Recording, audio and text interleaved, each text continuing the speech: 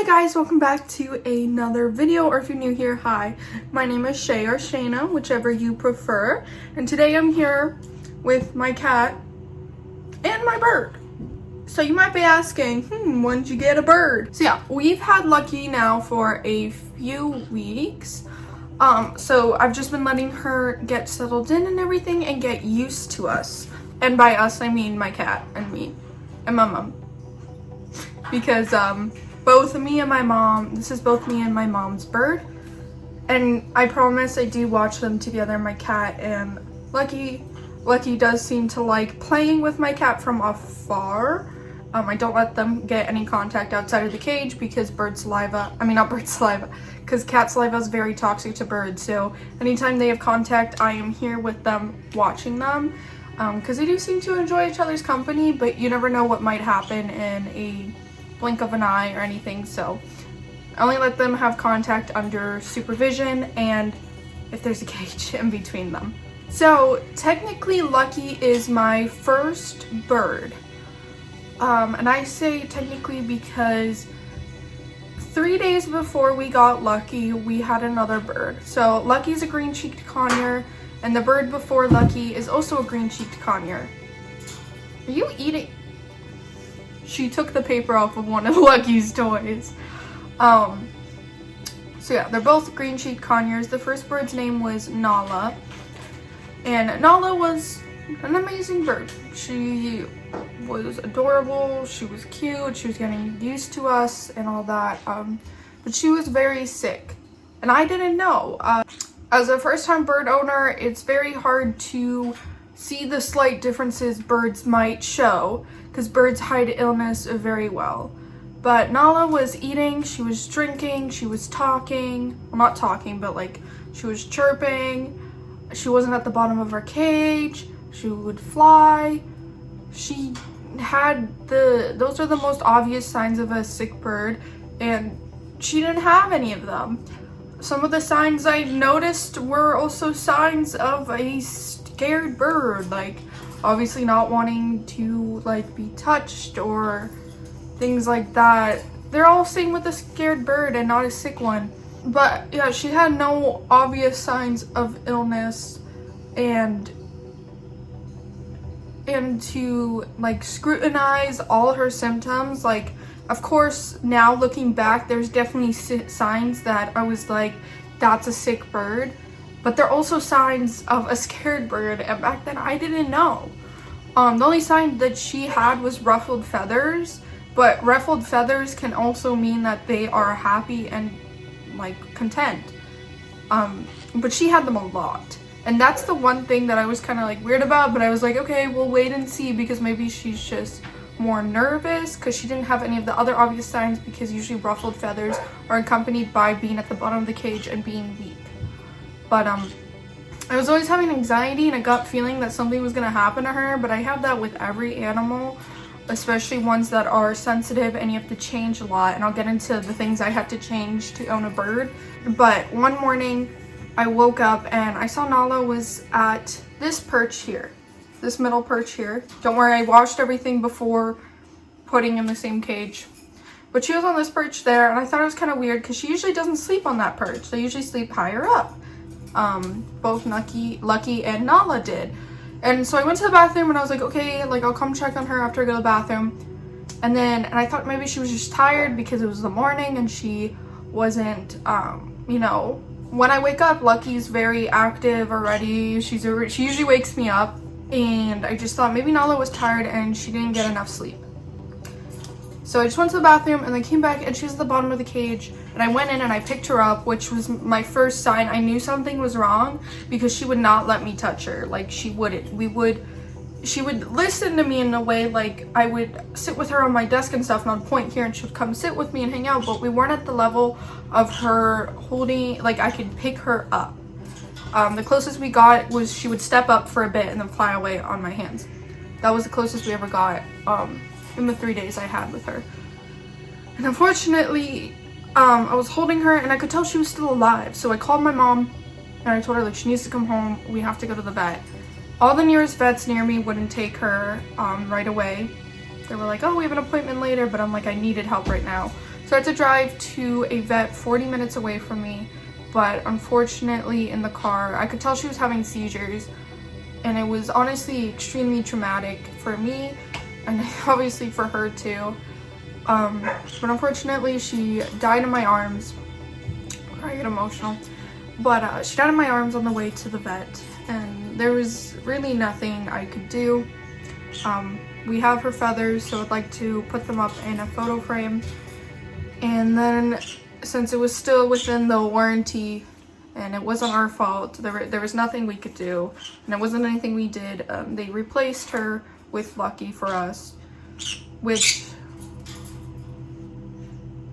Want to say something? She's like, I heard there was another bird here. What's that? What's that, Buttercup? She's like, I heard. So yeah, now we have Lucky. And I found out, I felt very guilty for days with Nala. I thought it was something I did. I looked into everything. I scrutinized everything I did. Everything everybody else did, which I feel kind of bad about. But I was just finding for some reason what happened. Because I didn't want the same thing to happen to Lucky. And after a while, and talking to other bird owners and other groups and stuff, I kind of just come to the conclusion that there was nothing we could do. She was showing signs before, like she would seize in front of me and I didn't know, because her seizures were her flapping her wings like she wanted to fly. And I would open up the cage door, and after the seizures done, she would fly out because she wanted to come out. And for a first-time bird owner or somebody who, you know, nobody would have known that except for a vet. So I'm still working on trying not to blame myself anymore. But that's what happened to her first bird, and I still miss her deeply. I know I only had her for 3 days, but I loved her, and I do really, you know, I try my hardest for any animal that comes under my roof. But I was saying I would get to the stuff I've had to change.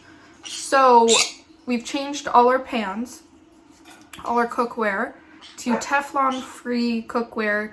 Teflon is a plastic coating that when heated to, they say like 500 Fahrenheit, but there are cases of, you know, if you have a scratch, it can like get in the air at like 300, like, so you have to be very cautious. So we removed everything that has Teflon in it, because it produces a odorless gas, and birds' lungs are very sensitive. Teflon can even affect humans. There's something called Teflon flu, and it will give humans flu symptoms if they inhale it a lot. But it can kill your bird in less than 12 hours. So we removed all pans and got all non-Teflon coating pans. There's also another name for them. I think it's called PFOA or PFOE. So you definitely need to watch out. I replaced all my reptile bulbs because some bulbs do have a Teflon coating on them. So I made sure I got them from a brand that does not have Teflon coating, because I used to just use normal incandescent lights because they last longer and because they're cheaper. But the reason why they last longer is because they have a Teflon coating so they don't break. So I went back to Zoom Med reptile bulbs. I also got an air purifier. I mean, air purifiers are not exactly necessary to have a bird, but after what happened to Nala, I was taking every precaution I can. So we have an air purifier, especially if you have dusty birds. Conures aren't the dustiest bird, but they do bring up dust, so it definitely can help you as well. I removed all candles. I removed all the scent plugins. I removed all of those completely. I changed all my cleaning supplies to vinegar and water, well, apple cider vinegar and water, or dishwasher and water. I have Dawn soap. I made sure I got no mirror toys or a lot of rope, just because you never know with a certain bird. I know some ropes are good for birds, but if you catch your bird biting it or eating it, or if it rips and your bird gets stuck in it, it can be a danger. So you should just, to each their own bird. I don't have any mirrors. I don't have any bells. The things with bells is that if your bird bites on it, its jaw, its beak, can get stuck in the bell. So you don't really want that happening. So you can just snip off bells if you'd like. Every time I cook, just in case, I always have the fan on, always have windows open, just everything. I took every precaution I could, and I will continue taking those precautions for this bird because I do not want anything happening to Lucky. I love her with my whole heart. I also don't know if it's a she, because she's not DNA'd. You have to get, most birds are not, they don't have physical differences between a boy and a girl, so you would have to DNA them. So I'd like to get Lucky DNA'd in the future, but for now, I just call her she. I don't really care. She doesn't really care either.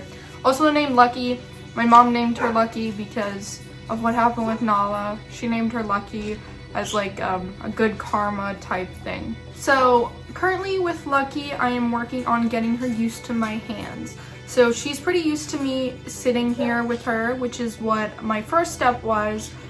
So she's pretty used to it. You can see her walking around, making noise. She'll eat in front of me, all that stuff, where before she would hide. She'd go all the way to the back. She wouldn't eat in front of me, nothing like that. So I'm working on her getting used to my hands. So one training tip I really like is using millet spray because it's so long. So millet spray. So I really like using millet spray because it's so long that even though like I will be holding this, it gets her used to my hand. And then you can always go up and up and up more until she takes it out of your hand. So that's what I've been working on training with her right now. And I would like to start target training with her because training is it's very enriching for the birds. Birds love to train. They love getting the treats. It keeps them mentally stimulated. So we're gonna start working on target training as well. And that way it can help me if she comes out, I don't have to physically grab her and cause her stress. I can just target train with her to get her back to the cage. The times that I usually take her out, she usually goes in by herself. She'll climb up on her cage and go in, but just in case, I'd really like to do target training. I don't want to stress her out at all, so by picking her up. I have picked her up before because when I first got her, so she has her wings clipped. I'm going to let them grow out so she can be fully flighted, and then I would like to harness train her as well. But that's also another thing, training really comes in handy is if you're not full flighting birds. But I will say, just because they have their wings clipped does not mean that they cannot fly. And when I say fly, they can't stay flying, but they can jump and they can go far. So I didn't know that. Both Nala and her had her wings clipped, but I knew that they could fly, but I could tell that Nala had her wings more developed than Lucky did. So I opened the box that Lucky was in and she just flew right out. Which is fine, but I definitely did stress her out trying to get her back in the cage, which I felt really bad for, but she needed to get in there just to get her, this is her cage. She needs to learn that this is her new home now. Yeah, you can eat it. So right now I'm just working on letting her take it through the cage bars. I don't want to stick my hand in her cage unless it's necessary. Yeah, it's yummy. I want to teach her that this is her safe place and I'm going to respect her space. I don't want her to feel like at random times she's just going to be ripped out of her cage without knowing and all that, and that we have a mutual respect for each other. Yummy, yummy. But I do notice when I have the cage door open, she's definitely more apprehensive and cautious. So what I like to do is if I'm sitting here and my cat's not here, I like to open the cage door and just talk to her. Don't stick my hand in nothing and show her that even though the cage door is open, that it's okay. Nothing's gonna happen. And then I won't take her out without her, her consent, which is weird. I know some people are like consent in animals, but I want to show her that I respect her, and everybody should respect their bird. You should not make your bird do something that they do not want to do. birds are very intelligent, and that can lead to a lot of anger issues and them biting you and screaming. You don't want any of that. I will definitely be feeding her more millet later because training, so that's why I don't want to give her too much right now. But yeah, you can get millet anywhere. You can get them at PetSmart. You can get them at local pet stores, bird stores. You can get them anywhere. I accidentally bought an artificial berry flavored. I thought I picked up the natural ones from PetSmart, but I got artificial berries, so my basement smells like berry now. I mean, that's one way if you miss your candles, just get artificial berry millets. But yeah, I get the natural. I don't really like I don't really like artificial like flavoring for birds and stuff, so. But millet is a good way to make sure your birds are eating, especially in the beginning, because they're a nice little treat. So that most birds really enjoy it. So just to make sure they're eating, it's a good way to give it to them. But Lucky fed right away. I was very lucky with Lucky. She was on a seed diet. So if you know anything about captive birds, they should not be in an all seed diet. Wild birds, yes, but they burn a lot more calories than captive birds do. So really, seeds should only be like 10 to 20% of their diet instead of like the whole thing. But a lot of people have trouble when their bird is on a seed diet transferring them over. But Lucky took her food right away, so I feed her chop. So I make chop with my mom, and it lasts a pretty long time. You'll be surprised. Conures don't eat too much. I always give her, she always has food out to make sure like if she's hungry, she can totally eat. But they don't eat as much. I really thought they ate more, but they don't eat too much. I feed Lucky chop, pellets, and then I'll give some seeds in the afternoon in Nutriberries. She loves Nutriberries. So I love giving some to her. I like to hide them in her foraging toy. It's a very good way to get her stimulated. Right now, Lucky is on Supreme Natural Pellets. So I will give pellets with her chop in the morning. So I usually give about half pellets, half chop for her. I know Supreme is not the best for birds. I've heard that the Harrison is the best for birds. But I can't find anything in Canada that doesn't cost like $200 for a little bag. So right now she's sticking to Supreme. I know not a lot of people like it because it has some added sugar in it, which I can understand their concern. But for now, that's all we can get in Canada, and I will keep on the lookout for the Harrison pellets. If anybody wants to know, is what the little Nutriberries look like. Like little berries. Little berries. So obviously this shouldn't be their only diet. This is another treat because it does have stuff like millet in it, nuts, seeds, dried fruit, all that good yummy stuff for birds. So I like to leave this for foraging and training. But this does have some good vitamins and minerals in it though as well. But I do only leave the millet for training. And that's a good way to associate your birds with your hands, is just having one treat that they do not get other than with you. And it's a good way to be good with your hands. They see good stuff when they see your hands.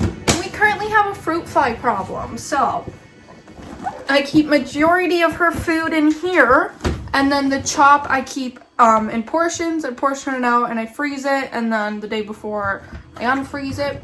So in the chop we made for her just now, it has stuff like so we choose one fruit, so it would be apple. We choose a grain, which is, we have quinoa right now, and we added other veggies like carrots, bell peppers, cucumbers, and all that good stuff. Those are just some of those vegetables. We made it like a few weeks ago, so I'm trying to remember what's in it, but it lasts a pretty good long time in the freezer. So this is actually the cage. Lucky had the same cage back at the store. I did get her from a store. It's not PetSmart though. It was a local like small business store who goes through a breeder. So I got her through a breeder. I usually do this when I first own an animal from like that species. Like my first reptile was breeder bought, and that's just so I can make sure I understand before I get into rescuing or anything like that. It's just so that I can get a good grip on their care and start off healthy and on like a clean slate, except obviously with Nala, that was a very different story. But this is the exact same cage Lucky had back at the store, and I got this one off of Kijiji from a very, very nice lady. So yeah, this is actually a pretty snazzy cage. There's some good locking mechanisms. The bowls, they have little metal bar above them, so the bird can't rip them out, but they can come out easily. You have like little doors. There's also a little top, so that perch at the top, so that if she comes out, she can sit up there. And then obviously the cage doesn't come with all of this, so we have a nice little cuddle bone here for calcium. You can see she's been chewing away there. It's hard to see, but I have like a foraging toy over on this side. This is like up here, you see this triangle thing. This is something that she can shred and sit on. Here, she really loves this toy. It's a foraging plastic toy that you just stick stuff in. And then all the way at the back, she's like a little coconut shredding toy. And then we have natural wood perches. You want to make sure you get natural wood so they don't get bumblefoot. And don't get anything that's like the sanding, because they get little cuts on their feet. Don't do any of that. I know it like helps file down their nails, but the ones with the full sandpaper, they get little cuts and you don't want that. But in the future, I'd really like to upgrade her to a flight cage. Those are pretty big and she's able to kind of fly around a little bit in there, and definitely gives room for a lot more toys, a lot more perches, and a lot more space for her. But just for now, this is her cage. She is also allowed to come out, but my plan is when she gets more comfortable, she'll probably be out most of the day and then go in there to play with toys and stuff. And I did make her some toys that are at the top, because you can also hand make bird toys and it's actually a lot of fun. But yeah, that's Lucky, my 5-month-old conure who loves water. She loves water. Like every day she takes a dip in her water bowl and she's so cute. I'll insert a little photo here. But yeah, and I can't wait to show you guys the progress I make with Lucky in bonding and training her, and I can't wait to make more videos with her and just be able to cuddle her. Yeah, I'll see you guys all in the next video. I hope all of you guys are having an amazing day or night, and I hope you guys all enjoyed seeing Lucky. And I'll see you guys all in the next video. Goodbye!